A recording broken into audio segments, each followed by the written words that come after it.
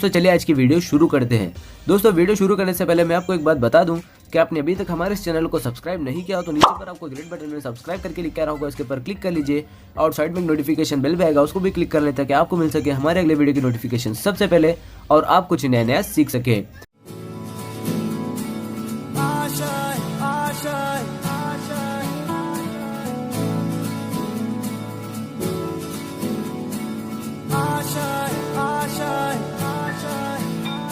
कुछ पाने की हो आस आस, कोई अरमा हो जो खास खास आशाएं, हर कोशिश में हो बार बार, करे दरियाओं को आर पार आशाएं,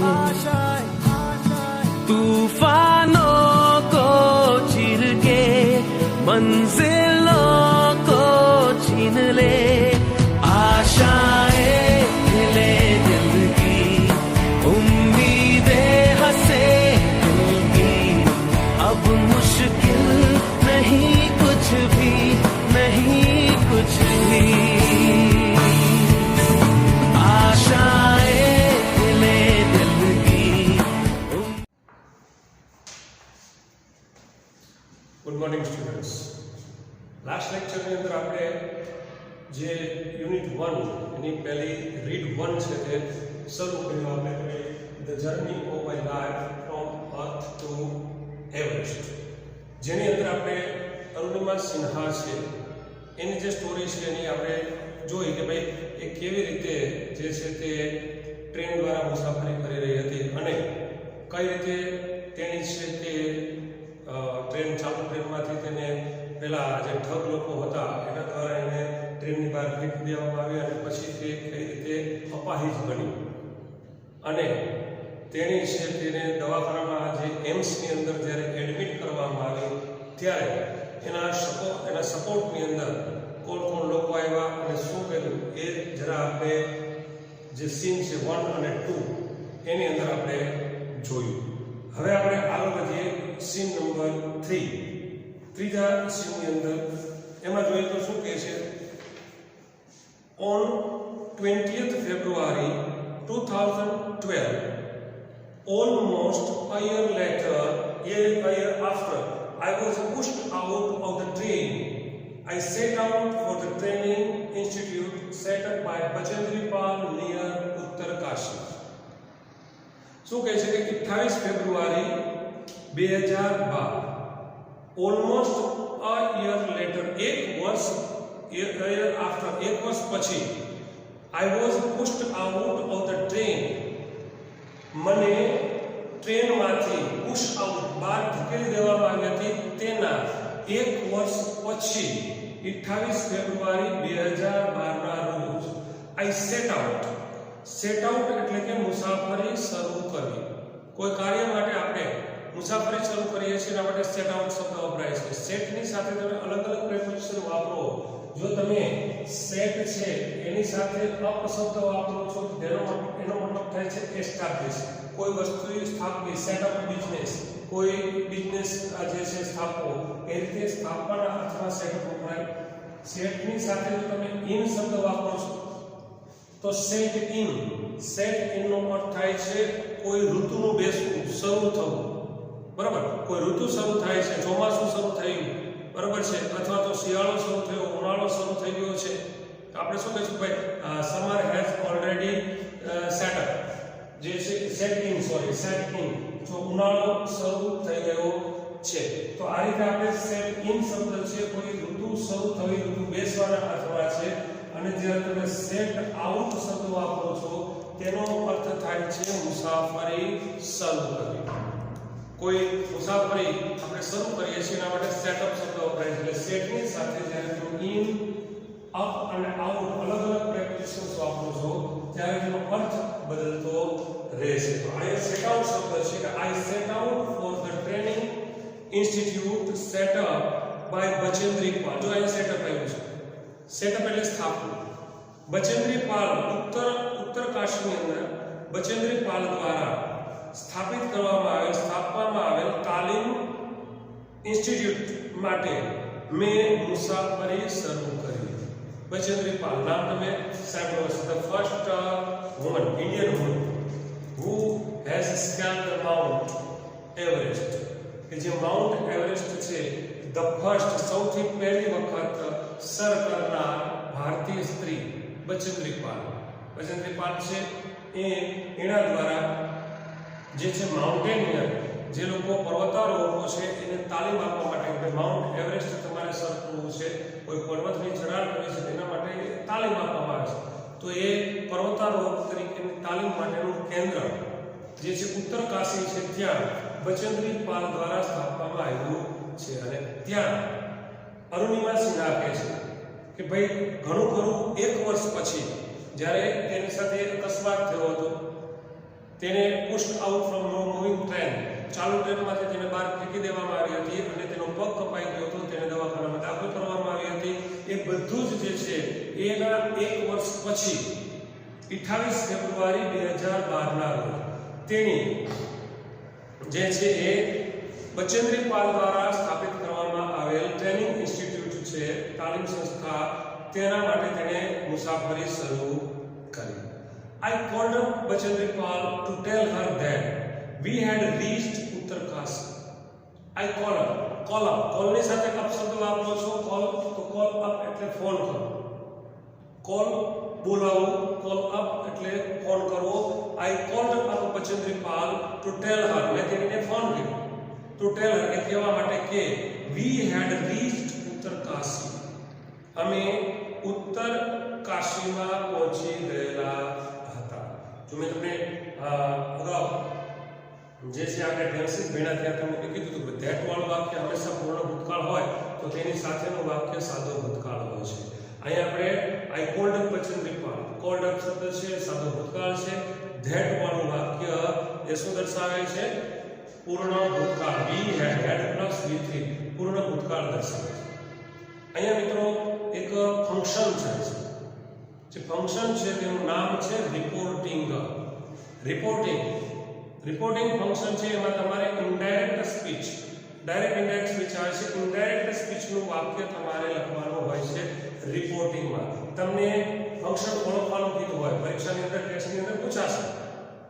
તમને હમણાં જે તમારે ટેસ્ટ છે એની અંદર પણ પૂછાશે, વાર્ષિક પરીક્ષામાં પણ પૂછાશે કે ભાઈ રેકગ્નિશન ઓફ ફંક્શનને ઓળખવાનું છે. તમને વાક્ય આપેલું હશે, ઉપર ફંક્શનના નામ આપેલા હશે, એ નીચે જે વાક્ય આપેલા હશે વાક્યમાં કયું ફંક્શન વપરાણું છે એ ફંક્શન તમારે ઉપરના નામ છે ફંક્શનના, એમાંથી યોગ્ય નામ પસંદ કરી સિલેક્ટ કરી અને તમારે લખવાનું રહેશે. પરીક્ષામાં જ્યારે તમે લખો ત્યારે ખાસ યાદ રાખજો, પહેલા તમારે વાક્ય લખવાનું, પછી સામે તે ફંક્શનનું નામ લખવાનું છે. ઇનડાયરેક્ટ સ્પીચનું વાક્ય હોય તો ઇનડાયરેક્ટ સ્પીચનું વાક્ય હંમેશા એ ફંક્શન થાય છે રિપોર્ટિંગ. બરાબર છે? જે આપણે ધેટ થી જોડેલું છે, ધેટ હોય અથવા તો પ્રશ્નાર્થ હોય તો ઇફ વેધર થી જોડેલું હોય, કોઈ પણ રીતે. પણ ઇનડાયરેક્ટ સ્પીચનું વાક્ય હશે તો એ વાક્ય હશે રિપોર્ટિંગ. એ તમારે ધ્યાન રાખવું, ફંક્શન થાય છે રિપોર્ટિંગ. અહીં થશે that we had reached, તો ધેટ થી વાક્ય જોડેલું છે I called up Bachendri Pal to tell her that, મેં તેણીને કહેવા, બચેન્દ્રી પાલને તેણીને કહેવા માટે ફોન કર્યો કે we had reached ઉત્તરકાશી, અમે ઉત્તરકાશી પહોંચી ગયેલા હતા. She was surprised at how quickly I had reached. She was surprised, તેણી આશ્ચર્યચકિત હતી. How quickly, કેટલા ઝડપથી. I had reached, કેટલી ઝડપથી હું ત્યાં પહોંચેલી હતી. After this my confidence skyrocketed. After this, અને આના પછી my confidence, મારો આત્મવિશ્વાસ skyrocketed, એટલે કે શું કહેવાય, અત્યંત ઝડપથી આગળ વધ્યું. skyrocketed અર્થ છે ઝડપથી આગળ વધવું, ઊંચે આવવું. સ્કાય એટલે આકાશ, રોકેટ એટલે રોકેટ. સ્કાય રોકેટ શબ્દ, રોકેટ પણ અત્યંત ગતિ સાથે ઊંચે જાય છે, ખૂબ જ ઝડપથી જાય છે. એના આધારે બે શબ્દ ભેગા કરી અને સ્કાય રોકેટેડ શબ્દ બનાવ્યો છે તે ઝડપથી વધવું, અત્યંત ઝડપથી વધવું. After this my confidence skyrocketed, અને આના પછી મારો કોન્ફિડન્સ છે એ ખૂબ ઝડપથી વધ્યો. Bachendri Pal always pumped fresh confidence in me. Bachendri Pal હંમેશા મારામાં એક તાજો વિશ્વાસ આત્મવિશ્વાસ છે એ પમ્પ એટલે કે ભરતી. શું કહેતી પ્રથમ દ્વિપા? Arunima you are far better than others. બીજા લોકો હોય છે એની સાથે જે હતા એને ઉદ્દેશીને બીજા લોકો જે સાથે છે એની સાથે અરુણિમાની તુલના કરે છે, કમ્પેરિઝન કરીને શું કહે છે કે Arunima you are far better than others. બીજા લોકો કરતાં તો તું ઘણી વધારે સારી છે. ફાર બેટર, બેટર ધેન નાથી વધારે, બરાબર છે. ધેનનો અર્થ કરીએ છીએ આ ફંક્શન થશે. કે ફંક્શન થશે વાક્યની અંદર કમ્પેરિઝન, કમ્પેરિંગ પીપલ અથવા કમ્પેરિઝન. તમને જ્યારે પૂછવામાં આવે વાક્ય જો ડિગ્રીઝ ઓફ કમ્પેરિઝન નું વાક્ય આપેલું હોય તો વાક્ય જે છે એમાં ફંક્શન થશે કમ્પેરિઝન. ડિગ્રીઝ ઓફ કમ્પેરિઝન હોય છે ત્યારે, બરાબર છે. આપણે કમ્પેરેટિવ, સુપરલેટિવ અને પોઝિટિવ, કમ્પેરેટિવ, સુપરલેટિવ 3 ડિગ્રી છે. એ 3 ડિગ્રી જે છે એના વાક્યો હોય છે. તો એ 3 ડિગ્રીના વાક્યો કમ્પેરિઝન અથવા તો કમ્પેરિંગ પીપલ, કમ્પેરિંગ થિંગ, બરાબર એ રીતે ફંક્શન બને છે. ખાસ યાદ રાખજો, એક્ઝામની અંદર તમને પૂછવામાં આવ્યું હોય કે અથવા તો તમને વાક્ય આપવામાં આવ્યું છે, 3 વાક્ય આપેલા છે, 4 વાક્ય, 5 વાક્ય સુધી 5 વાક્ય હશે, ઉપર 5 નામ હશે. એમાં એક કોઈ વાક્ય છે એ ડિગ્રીઝ ઓફ કમ્પેરિઝન નું હોય, પછી એ પોઝિટિવ હોય, કમ્પેરેટિવ હોય કે સુપરલેટિવ, 3માંથી કોઈ પણ ડિગ્રીનું વાક્ય હોય એ ફંક્શન થાય છે કમ્પેરિંગ અથવા તો કમ્પેરિંગ પીપલ અથવા તો કમ્પેરિંગ થિંગ્સ. એ તમારે યાદ રાખવું. 10મા ધોરણમાં તમે સારી રીતે ભણી ગયા છો degrees of comparison. Degrees of comparison ની અંદર આપણે જો પોઝિટિવ ડિગ્રી હોય તો તેમાં આપણે એઝ નો ઉપયોગ કરીએ છીએ. જો તમને કમ્પેરેટિવ ડિગ્રી હોય છે તો કમ્પેરેટિવ ડિગ્રીની અંદર આપણે ER અથવા તો મોર વાળો વિશેષણ વાપરીએ છીએ, પછી ધેન શબ્દ વાપરીએ છીએ. સુપરલેટિવ ડિગ્રી હોય તો EST અથવા તો મોસ્ટ શબ્દનો ઉપયોગ કરીએ છીએ. વિશેષણની આગળ આર્ટિકલ ધ ફરજિયાત હોય છે. આ જરા ધ્યાનમાં રાખવું. 3માંથી કોઈ પણ આ રીતે કન્જંક્શન્સ આપેલા હોય, આવા શબ્દો આપેલા હોય તો તમારે એ ફંક્શન કરવાનું છે કમ્પેરિઝન, બરાબર. સાથે સાથે થોડી પરીક્ષા લક્ષી પણ ચર્ચા કરી લઈએ, કારણ કે હમણાં તમારી પરીક્ષા છે તેમાં ફંક્શન્સ ઓળખવાના પણ છે. તો ફંક્શન ઓળખવાના છે, જેમાં તમારા ડિગ્રીઝ ઓફ કમ્પેરિઝનના વાક્ય હોય તો એનું ફંક્શન થશે કમ્પેરિઝન. આગળ વધીએ. શું કહે છે? Arunima you are far better than others. Arunima તું બીજા લોકોથી તો ઘણી સારી છે. These people seem to be suffering from a handicap, not you. આ લોકો, these people seem લાગે છે to be suffering from a handicap. આ લોકો છે તે અપાહિજ હોય, અપંગ હોય તેવું લાગે છે. not you, તું નહીં. I am proud of you. મને તારા પર ગર્વ છે. but before Everest expedition you will have to prove yourself. પરંતુ એવરેસ્ટ ચડતા પહેલા, એક્સપેડિશન એટલે કે ચઢાણ, એવરેસ્ટના ચઢાણ પહેલા you will have to prove yourself. તારે તારી જાતને સાબિત કરવી જ પડશે. if you climb, જો તું ચડે છે 21,798 feet high ચશ્મા Kangri mountain in Ladakh, you will be on your way to Everest. હવે એને સલાહ આપે છે. શું કહે છે કે જો તું 21,798 ફૂટની ઊંચાઈ પર આવેલ ચમસાર કાંગડી નામનો જે પર્વત છે લદાખની અંદર, જો એને તું ચડી જાય છે તો સમજી લેજે કે you will be on your way to Everest. Everest sir કરવા માટેના તારા રસ્તા ઉપર છે, તો સફળતાની નજીક છે. અહીંયા પણ જો તમે if you climb 21,798 feet high ચમસાર Kangri mountain in Ladakh, પહેલું વાક્ય if વાળું છે તે સાદો વર્તમાન કાળ છે. બીજું વાક્ય છે you will be on your way, તો એ સાદો ભવિષ્યકાળ છે. જો તો અથવા જો નહીં તો નહીં. if એટલે જો તો અને unless એટલે જો નહીં તો નહીં. if અને unless થી જો વાક્ય શરૂ થતા હોય અને એ વાક્ય સાદો વર્તમાન કાળ હોય અને પછીનું વાક્ય સાદો ભવિષ્યકાળ હોય. ધ્યાન રાખજો તો આપણે ઓલરેડી ભણી ગયા છીએ, તમને ટેન્સીસ ભણાવ્યા છે, તેમાં સાદા ભવિષ્યકાળની અંદર આપણે ચર્ચા કરી ગયા છીએ. ઇફ અને અનલેસ વાળું વાક્ય સાદા વર્તમાન કાળમાં હોય, સાથે સાદો ભવિષ્યકાળ હોય તો એક ફંક્શન બને છે પ્રેઝન્ટ કન્ડિશન, વર્તમાનની શરત. શરત અને તેનું પરિણામ પ્રેઝન્ટ કન્ડિશન ઇફ અને અનલેસ. સાદો વર્તમાન કાળ હોય, ઇફ અને અનલેસ વાળું વાક્ય સાદા વર્તમાન કાળ હોય, બીજું વાક્ય છે સાદો ભવિષ્યકાળ હશે, અથવા તો મોડેલ કેન વાળું પણ કેન એ વાળું પણ વાક્ય હોઈ શકે. બરાબર છે? તો એને આપણે કહીશું પ્રેઝન્ટ કન્ડિશન, વર્તમાનની શરત. સાથે સાથે થોડું તમને ફંક્શન પણ થોડા રિવિઝન કરાવું છું, જેથી કરીને પરીક્ષામાં કામમાં આવે છે.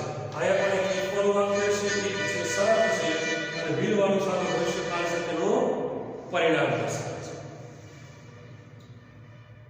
આ જે પેરેગ્રાફ છે તેની અંદર આપણે on 20th February 2012, almost a year later, after I was pushed out of the train, I set out for the training institute. એમાં તમને on 20th February 2012 એ જે ફ્રેઝ છે તેની નીચે જો અંડરલાઈન હોય અને તમને પ્રશ્ન બનાવવાનું કહેવામાં આવે કે ફ્રેમ WH ક્વેશ્ચન, તો તમે પ્રશ્ન કેવી રીતે બનાવશો? આ શું દર્શાવે છે? સમય દર્શાવે છે. સમય માટે આપણે when થી પ્રશ્ન પૂછીએ છીએ. તો આ પ્રશ્ન બનશે કેવી રીતે? અથવા તો તમને પેપરમાં પ્રશ્ન પણ પૂછાણો હોય, પેરેગ્રાફ આપીને પ્રશ્ન પૂછ્યો હોય, તો પ્રશ્ન બનશે when did Arunima set out for the training institute? બરાબર? when did Arunima set out for the training institute? અરુણિમાએ ટ્રેનિંગ ઇન્સ્ટિટ્યૂટ માટે ક્યારે મુસાફરી શરૂ કરી? તો એ રીતે તમે પ્રશ્ન પૂછી શકાય, અથવા તો તમને WH પ્રશ્ન બનાવવાનું કહેવામાં આવે તો તમે WH પ્રશ્ન એ રીતે બનાવી શકો છો. બરાબર? પછી સેટઅપ બાય બચેન્દ્રી પાલ. હવે બાય બચેન્દ્રી પાલ શબ્દ છે, તો બાય બચેન્દ્રી પાલ છે એની નીચે જો અંડરલાઈન હોય તો તમે જે વાક્ય પેસિવ છે એ પ્રશ્ન કેવી રીતે ફ્રેમ કરશો? બાય બચેન્દ્રી પાલની નીચે અંડરલાઈન હોય તો તમે પ્રશ્ન કઈ રીતે બનાવશો? અથવા તો તમને એવો પ્રશ્ન પૂછવામાં આવે તો જવાબ કઈ રીતે આપશો? પ્રશ્ન બનશે બાય whom. બરાબર છે? પેસિવ રચના છે એટલે બાય whom થી પ્રશ્ન બનશે કે બાય whom. વાક્ય પેસિવ છે, ધ્યાન રાખજો, પેસિવ રચના છે. તો આ પ્રશ્ન આ રીતે બને by whom was the training institute?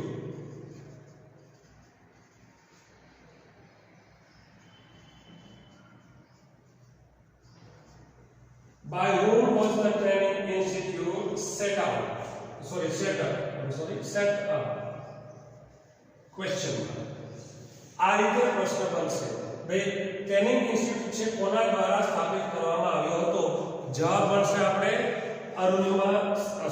Bachendri Pal દ્વારા. The training institute was set up by Bachendri Pal. અને બીજું કે જો તમને વાક્ય પેસિવ છે, આ વાક્ય તો પેસિવમાં છે કે training institute set up by Bachendri Pal. Passive રચનાની અંદર જો વાક્ય હોય તો ફંક્શન ક્યુ થશે? Doer is not important. કર્તાનું મહત્વ નથી. ડુઅર ઇઝ નોટ ઇમ્પોર્ટન્ટ એ જો તમને વાક્ય આપેલું છે કોઈ, એ વાક્ય પેસિવ રચનાનું છે. પેસિવ રચનાનું વાક્ય છે અને ઉપર કૌંસની અંદર તમને શબ્દ જે ફંક્શન્સના નામ લખેલા છે એમાં લખેલું છે ડુઅર ઇઝ નોટ ઇમ્પોર્ટન્ટ. તો પેસિવ રચનાવાળું વાક્ય હોય એને તમારે સિલેક્ટ કરવાનું રહેશે. ડુઅર, ડુ એટલે કરવું, એનો શબ્દ બને ડુઅર. ડુઅર એટલે કરનાર, કરતા. Doer is not important, that means કર્તાનું મહત્વ નથી. કર્તાનું મહત્વ કેમાં ન હોય? પેસિવ રચનામાં, ઓફકોર્સ. તો પેસિવ રચનાનું વાક્ય હોય, ફંક્શન થાય છે ડુઅર ઇઝ નોટ ઇમ્પોર્ટન્ટ. તમને કમ્પ્લીશનનું સેન્ટેન્સ હોય, વાક્ય પૂર્તિનું વાક્ય, અધૂરું વાક્ય આપ્યું છે અને બીજું વાક્ય તમારે પૂરું કરવાનું છે. કૌંસમાં લખ્યું છે ડોઅર ઇઝ નોટ ઇમ્પોર્ટન્ટ. તો તમે જે ઓપ્શન પસંદ કરશો તે પેસિવ વાક્ય પસંદ કરશો. પેસિવ વાક્ય છે એનું તમારે પૂરું વાક્ય અધૂરું વાક્ય પેસિવ વાક્યથી પૂરું કરવાનું હોય છે. ધ્યાન રાખજો, ડોઅર ઇઝ નોટ ઇમ્પોર્ટન્ટ શબ્દ હોય તો વાક્ય પેસિવ હોય છે, ફંક્શન પેસિવ રચનાનું હોય છે. ક્લિયર? એટલે આ જરા તમારે ધ્યાન રાખો. સાથે સાથે થોડી પરીક્ષાલક્ષી પણ ચર્ચા કરીએ છીએ, ફંક્શનની ચર્ચા કરીએ છીએ. ઓલરેડી 10મા ધોરણમાં તમે ભણી ગયા છો, ફંક્શન્સ બધા ભણી ગયા છો. માત્ર થોડું રિવિઝન થઈ જાય, પરીક્ષામાં પૂછાય તો તમને આવડવું જોઈએ. ત્યાર પછી આગળ વધીએ આપણે. તો આગળમાં તમને જે છે એના પ્રશ્નો બની શકે છે, બરાબર? એ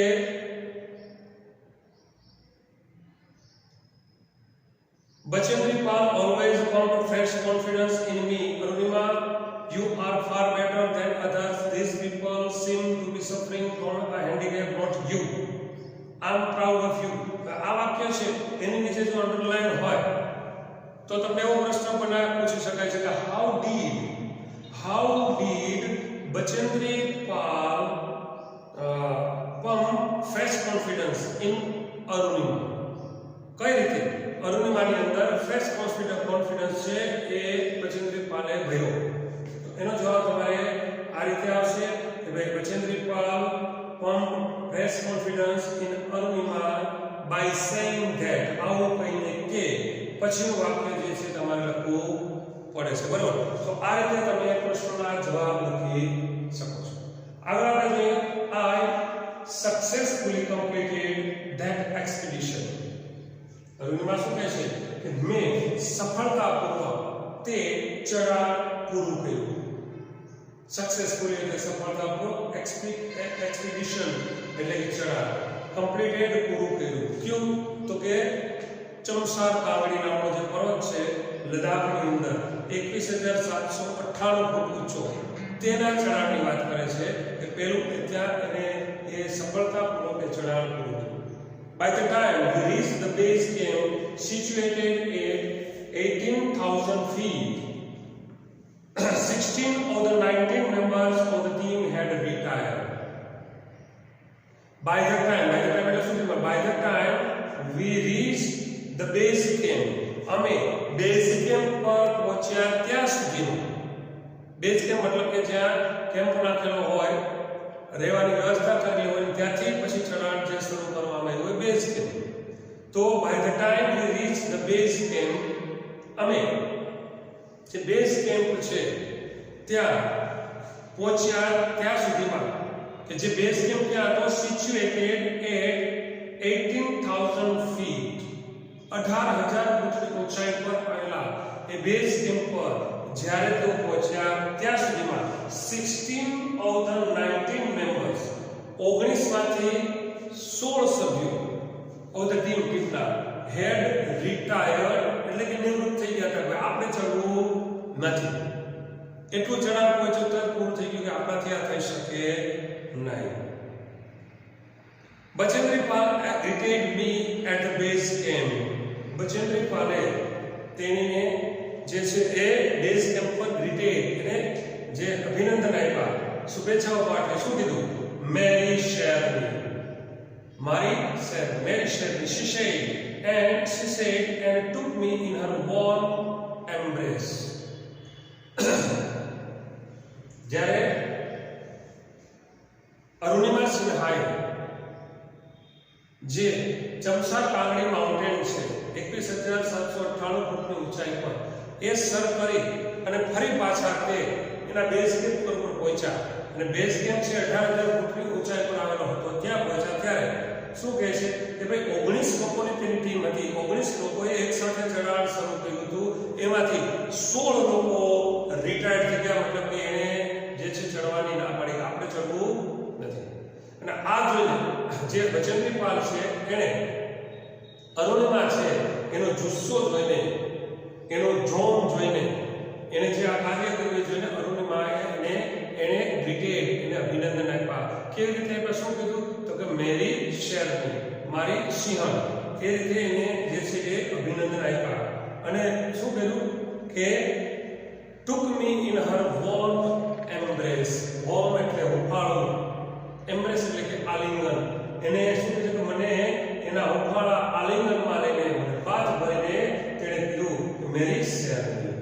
In the evening, Bachendra Pal announced that I was finally ready for Everest.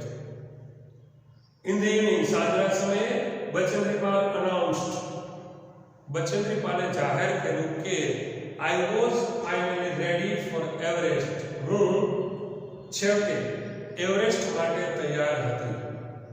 She also assured me that, અને તેણે મને એ પણ ખાતરી આપી કે she would talk to the officials at Tata Steel for sponsoring my Everest dream. She also assured me, તેણે મને ખાતરી આપી કે she would talk to the officials at Tata Steel. Tata Steel ના જે અધિકારીઓ છે એની સાથે વાત કરશે. She would talk, વાત કરશે for sponsoring my Everest dream. Sponsor એટલે કે આર્થિક મદદ કરવી. કોઈ તમે ટીવીમાં જાહેરાત પણ જોતા હો છો, કોઈ મેચ આવે છે તો સ્પોન્સર્ડ બાય ફલાણી કંપની. એટલે એની જે આર્થિક મદદ થઈ હોય એનો જે ખર્ચ થયો હોય છે એ ખર્ચ એ કંપની ઉઠાવે છે, સ્પોન્સર કરે છે, આર્થિક સહાય કરે છે. તો આ પણ અરુણિમા સિન્હા છે એને એવરેસ્ટ ચડવું છે. તો એવરેસ્ટ ચડવા માટે એમ કાંઈ મફતમાં તો ચડાતું નથી, ઘણો ખર્ચ થાય. એની માટે સ્પેશિયલ સૂટ જોઈએ, એના બૂટ્સ જોઈએ, બરાબર, એના ઇક્વિપમેન્ટ્સ જોઈએ, ઓક્સિજન બોટલ જોઈએ, બધું કમ્પ્લીટ તમારે એની આખી કીટ જોઈએ છે જે મોંઘી હોય છે. એ સામાન્ય લોકોને ગવર્મેન્ટ કેન નોટ અફોર્ડ, સામાન્ય રીતે એને અફોર્ડ કરી શકતા નથી. અને એને માટે જે છે કોઈની સ્પોન્સરશિપ જરૂરી પડે છે. જ્યારે આવી મોટી કંપનીઓ હોય છે, ટાટા છે, બિરલા છે, રિલાયન્સ છે, આ બધી કંપનીઓ છે તે આ રીતે સ્પોર્ટ્સને પ્રોત્સાહિત કરવા માટે, સ્પોર્ટ્સ પર્સન્સ છે એને આગળ લઈ આવવા માટે કે જે નબળા હોય છે એને આર્થિક મદદ કરતા હોય છે, અને જેથી કરીને એ આ રીતે આગળ વધી શકે. અરુણિમા છે એના માટે પણ બચેન્દ્રી પાલે શું કીધું કે હવે તું આ ચઢાણ માટે તૈયાર છો, અને હવે એવરેસ્ટના ચઢાણ માટે જે કાંઈ તારે આર્થિક મદદની જરૂર પડે છે તો એના માટે હું ટાટા સ્ટીલના અધિકારીઓ સાથે વાત કરીશ.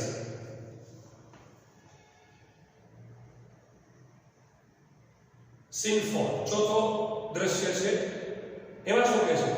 I arrived at Everest Base Camp on 11th April 2013. Base camp પર જ્યારે આવી હતી ત્યારે વાત કરે છે કે હું 11 એપ્રિલ 2013 ના રોજ એવરેસ્ટના બેઝ કેમ્પ પર આવી. Exactly 2 years had passed since I was thrown out of the moving train. Exactly તદ્દન બરાબર 2 years, 2 વર્ષ had passed, પસાર થઈ ગયા હતા. Since I was thrown out of the moving train, મને ચાલુ ટ્રેનમાંથી બહાર ફેંકી દેવામાં આવી હતી. ત્યારથી 2 વર્ષ, એક્ઝેક્ટલી બરાબર 2 વર્ષ પસાર થઈ ગયા હતા. At the camp, nobody seemed to know that I had an artificial leg. At the camp પર nobody seemed to know, એવું લાગતું હતું કે કોઈને ખબર નહોતી કે I had an artificial leg, મારે એક કૃત્રિમ પગ હતો એ કોઈને ખબર નહોતી. One day, એક વખત while returning, પાછા ફરતી વખતે, my left leg got wet with snow. મારો ડાબો પગ got wet, પલળી with snow, બરફથી. Because I had slipped a couple of times on the slippery surface. Slippery એટલે કે લીસી, લપસાઈ ગઈ, સ્લીપ થઈ જાય તેવી લીસી. I had slipped, હું લપસી પડી હતી. a couple of time, બે વખત, a couple of time એટલે બે વખત, on the slippery surface, જે સ્લીપરી, જે લીસી, જે લપસી શકાય તેવી જે સરફેસ, સપાટી હતી તેના પર હું બે વખત લપસી પડી હતી. એને કારણે શું કહે છે? My left leg got wet with snow. મારો ડાબો પગ છે તે બરફથી પલળી ગયો હતો. બરાબર છે? તો તમને જે છે એ ગોટ વેટ શબ્દ આવે છે, ગેટ વેટ. વેટ એટલે પલળો, ગેટનો અર્થ થાય છે કે આપણે પલળવું એવો અર્થ કરીએ છીએ. કોઈના દ્વારા બનાવવામાં આવે છે તો એના માટે આપણે ગેટ શબ્દનો ઉપયોગ કરીએ છીએ causal verb. Make get have, make get અને હેવ આ ત્રણ છે એને આપણે કોઝલ વર્બ્સ કહીએ છીએ, પ્રેરક ક્રિયાપદો. કોઈના દ્વારા કોઈ કાર્ય કરાવવામાં આવે છે, કોઈ કાર્ય કરવા માટે પ્રેરિત કરવામાં આવે છે ત્યારે આપણે મેક ગેટ અને હેવ આ ત્રણ પ્રેરક ક્રિયાપદોનો ઉપયોગ કરીએ છીએ. એટલે વેટ પહેલો પોતાની જાતે તો નહોતો, પહેલો કોઈના દ્વારા પ્રેરિત થઈ ગયું, કોઈના દ્વારા બનાવવામાં આવ્યો હતો એટલે ગોટ. વેટ શબ્દ વાપર્યો છે, ગેટનો ભૂતકાળ ગોટ. તો શું કહે છે? One day while returning, my left leg got wet with snow because I had slipped a couple of times on the slippery surface. પ્રશ્ન તમને પૂછી શકાય કે why did Aruna's left leg get wet? શા માટે તો પ્રશ્ન બને છે ત્યારે did થી પ્રશ્ન બનાવ્યો છે એટલે જે આપણે got શબ્દ વાપર્યો છે V2 ભૂતકાળનું એનું V1 થઈ જાય. પ્રશ્ન જ્યારે તમે લખો ત્યારે WH ક્વેશ્ચનના ઓપ્શન સિલેક્ટ કરવામાં પણ ધ્યાન રાખવું, કારણ કે એમાં તમને આ ગ્રામરની ભૂલ હોઈ શકે. ગ્રામરની દ્રષ્ટિએ લાગે આપણે સાચું, પણ સાદો ભૂતકાળ છે તો ડીડ પણ વાપરવું હોય અને ક્રિયાપદનું ભૂતકાળનું પણ વાપરવું હોય. આપણે ડીડ જોઈને સિલેક્ટ કરી નાખીએ સાદો ભૂતકાળ, ચાલો ડીડ વાળું વાક્ય સાચું, પણ સાથે સાથે ભૂતકાળનું રૂપ હોય તો પછી એ પ્રશ્ન ખોટો પડે છે. પ્રશ્ન ફ્રેમ કરો છો ત્યારે WH વાળો હોય તો WH પ્લસ ડીડ પછી સબ્જેક્ટ પછી V1 આવે, V2 આવે નહીં. આ ધ્યાન રાખો. અથવા તો તમે જ્યારે પ્રશ્નનો જવાબ આપો છો પેરેગ્રાફમાં, વિદ્યાર્થીઓ તમે લોકો ભૂલ કરો છો કે તમને વોટ ડીડ કે વેન ડીડ કે વાય ડીડ કે આની રીતે પ્રશ્ન પૂછ્યો હોય તો તમે એ ડીડ શબ્દ રાખો છો, વોટ વેન એ પણ રાખી અને સીધે સીધું પેરેગ્રાફ લખી નાખો છો. પ્રશ્ન તમારો કાં તો ખોટો પડે છે કાં અડધો માર્ક મળે છે. પણ જો તમને સાદા ભૂતકાળમાં ડીડ થી પ્રશ્ન પૂછવાનો છે તો જ્યારે તમે જવાબ આપો છો તેનો ત્યારે સબ્જેક્ટ પછી ક્રિયાપદનું ડીડ દૂર કરી અને V2 કરી નખાય. ડુ ડઝ હોય, ડુ ડઝ થી પ્રશ્ન પૂછ્યો છે, ડુ થી પ્રશ્ન પૂછ્યો છે તો V1 વાળો જવાબ આવે. ડઝ થી પ્રશ્ન પૂછ્યો છે તો S કે ES વાળા રૂપથી જવાબ આવે. એ જરા ધ્યાનમાં રાખો. બાકી જો તમે ડુ ડઝ કે ડીડ નો ઉપયોગ પ્રશ્નમાં નો ઉપયોગ જવાબમાં પણ કરી નાખો છો તો તમને અડધો માર્ક મળે, પૂરો માર્ક મળવાની શક્યતા નથી, અથવા તો ખોટું પણ પડે છે. તો એ જરા ધ્યાન રાખો. તો આ પ્રશ્ન થાય why did Aruna's left leg get wet? શા માટે અરુણિમાનો પગ ભીનો થયો હતો? તો જવાબ મળે because she had slipped a couple of times on the slippery surface. તેણી છે slippery surface પર બે વાર જે છે સ્લીપ થયેલી હતી. એમાં પણ બેઠો પેરેગ્રાફ લખવો નહીં. જ્યાં સર્વનામમાં ફેરફાર કરવો પડે તે સર્વનામમાં ફેરફાર અથવા કાળ અથવા તો ક્રિયાપદમાં ફેરફાર કરવો પડે તો કરવો. નહીતર બેઠો પેરેગ્રાફ લખો છો તો 1/2 અડધો માર્ક મળે છે. Next morning I left the artificial lake out in the sun to dry. બીજે દિવસે સવારે મેં left the artificial lake જે કૃત્રિમ પગ હતો એને આઉટ બરાબર left out, leave out એટલે બહાર મૂકી દેવું, ભૂતકાળ left out બહાર મૂક્યો.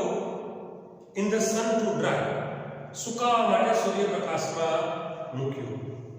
at that time તે સમયે some foreigners realized that I had only one leg.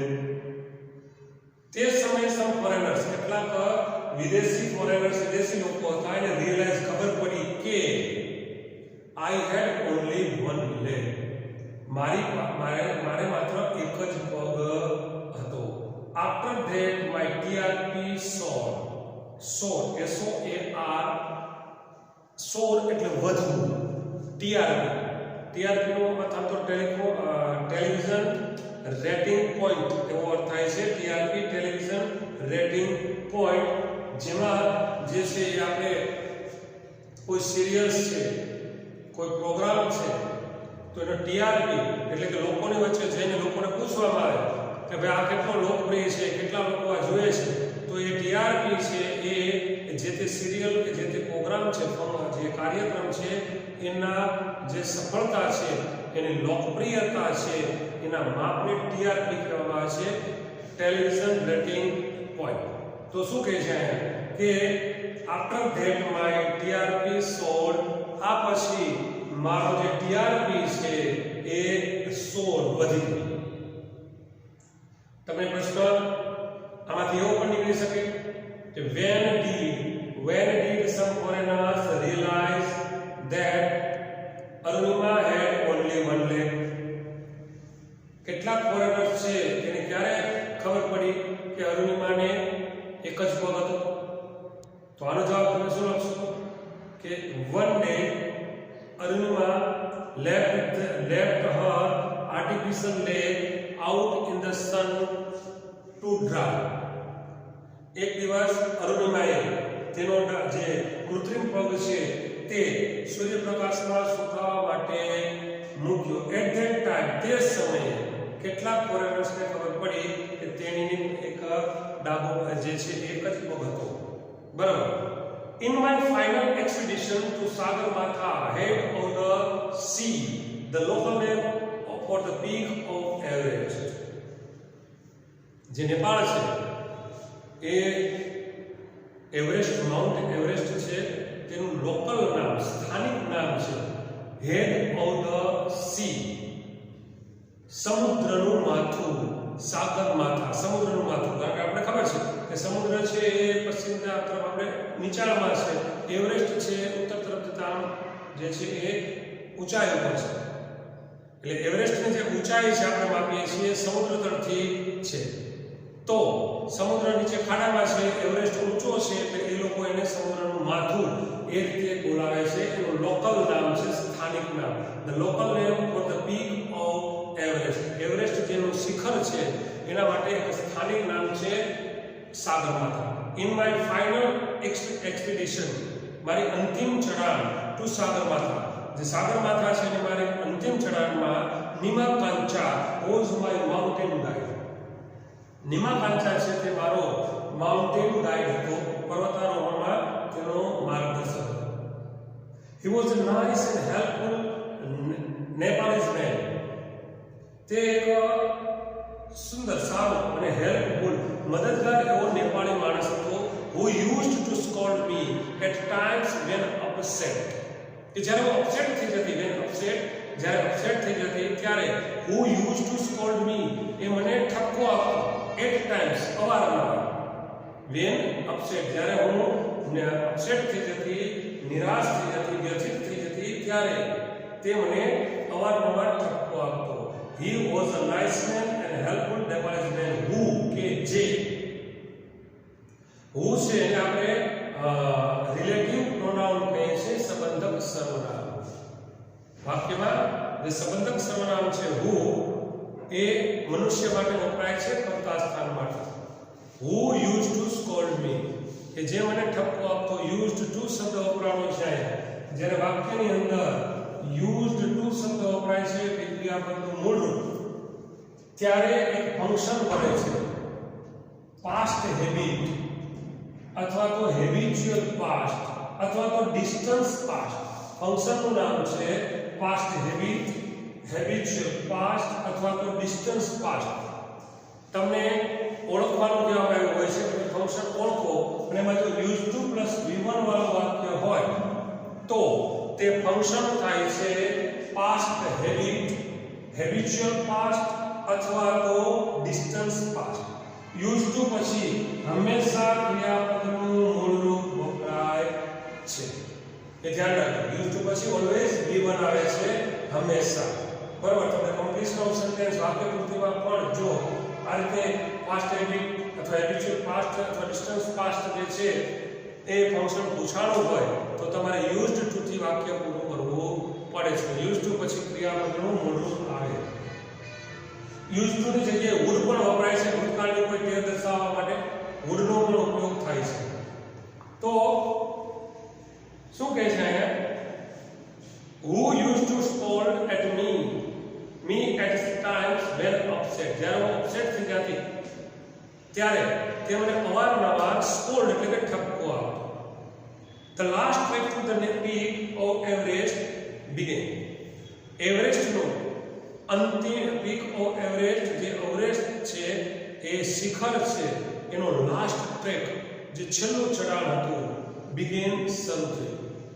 It was a very dangerous narrow path. એ ખૂબ જ જોખમી, ડેન્જરસ એન્ડ નેરો, સાંકડો રસ્તો હતો. I slipped and fell once. હું લપસી અને એકવાર પડી ગઈ. Even my oxygen was running out. મારો ઓક્સિજન ઘટી રહ્યો હતો. I was struggling with my paining leg.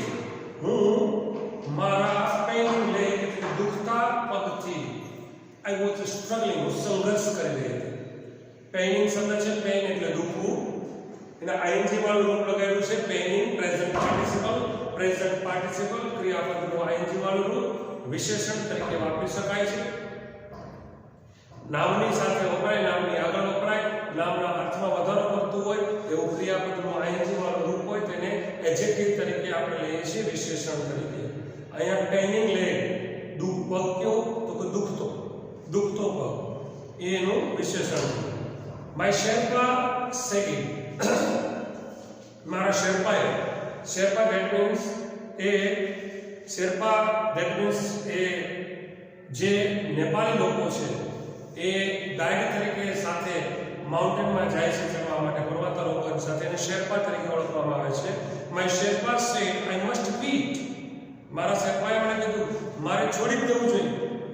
But I knew, પણ હું જાણતી હતી that there was no going back. પાછા વળવાની કોઈ શક્યતા નહોતી. I pushed forward though my Sherpa kept insisting that I should return.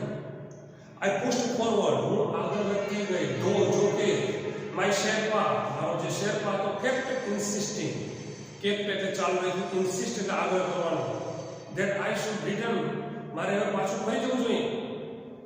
I had enough oxygen to reach the summit and hoist the country's flag. મારી પાસે પૂરતા પ્રમાણમાં oxygen છે ટુ રીચ ધ સમિટ પર પહોંચવા માટે, and hoist the country's flag, અને દેશના ધ્વજને, રાષ્ટ્રધ્વજને ફરકાવવા માટે. What happens afterwards doesn't matter anymore. પછી શું કાંઈ થાય છે, પછી જે કાંઈ થાય છે, what happens afterwards doesn't matter anymore. પછી જે કાંઈ થાય છે એ કોઈ મતલબ નથી ધરાવતો. I told Nima Kancha firmly. મેં નિમા કાંચાને મક્કમતાથી કીધું. Remember, none can defeat you until you concede. યાદ રાખો, સરસ મજાની વાત કરી. શું કીધું? None can defeat you. કોઈ વ્યક્તિ તમને હરાવી નથી શકતું until you concede. જો તમે concede એટલે કે તમે સરેન્ડર ન કરી લો, શરણાગતિ ન લો. Yes, occasional failures will test you. Occasional failures, પ્રસંગોપાતની નિષ્ફળતા will test you, તમારી કસોટી કરશે. બટ keep trying, પ્રયત્ન કરતા રહો. Some doors of opportunity will certainly open. Opportunity એટલે તકના કેટલાક દરવાજા will certainly open, ચોક્કસપણે ખુલશે. Then I could see him following me even as I continued to drag myself to the top. પછી I could see him, જોઈ શકતી હતી, following me, મારી પાછળ, even as I continued to drag myself to the top. જે ચઢાણ ટોપ છે, મથાળું છે, ત્યાં મારી જાતે ડ્રેગ એટલે ધસરાતી હું જતી હતી ત્યારે. Then drag continue till it finally happened. પછી the drag એટલે ધસરાવું, walk એટલે ચાલવું, ધસરાવું ચાલવું, continue શરૂ રહ્યું, till it finally happened, છેલ્લે અંત છે પહોંચી ત્યાં સુધી. The top is a small 20 by 20 ice table. જે મથાળું હતું એ નાનું 20 by 20 ફૂટ by 20 ફૂટનું એક આઈસ ટેબલ, એક પર્વત જેનું એક બરફનું ટેબલ છે, મેજ. I saw several flags of various countries fluttering proudly. Flutter એટલે લહેરાવું. I saw, મેં જોયા, several flags, કેટલાક ધ્વજને, various countries, ભિન્ન દેશોના ધ્વજને, fluttering લહેરાતા, proudly એટલે ગર્વથી. I had lived this moment so many times in my mind. મેં આ ક્ષણ છે એને મારા મગજની અંદર ઘણી વખત જીવી હતી. And that I did not have to be told that finally I had arrived.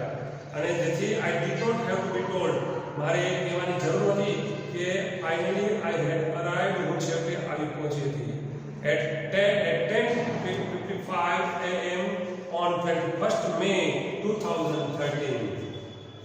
2013 મે સવારે 11:55 I was on the top of the world.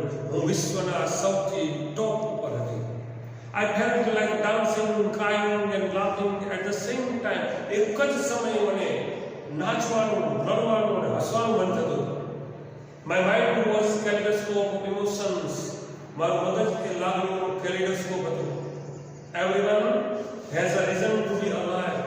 દરેક વ્યક્તિ પાસે જીવંત રહેવા માટે કારણ હોય છે. Maybe this was mine. અને કદાચ આ મારું કારણ હતું. I held my flag and raised both my hands high up to register my country's call. I held my flag. મેં મારો ધ્વજ પકડ્યો and raised both my hands high up.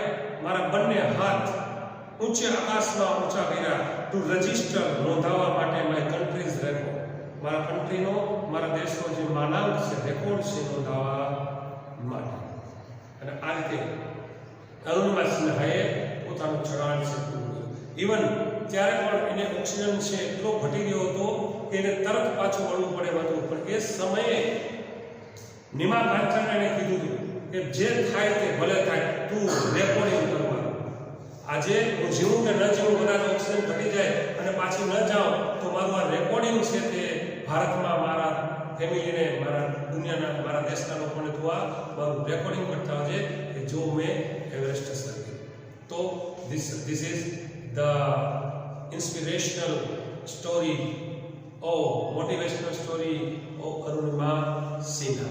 Arunima સિન્હાની જે આપણને હિંમત આપનારી, કરેજ પૂરી પાડનારી, મોટિવેશન પૂરી પાડી કરે આપે એવી અને ઇન્સ્પિરેશન આપે તેવી આ સ્ટોરી હતી. રાખીએ અહીંયા. નેક્સ્ટ લેક્ચર આપણે બીજી રીત છે ધ વાઇલ્ડ સેવિયર, એની સાથે આપણે મળશું. એટલે good bye, C you, enjoy.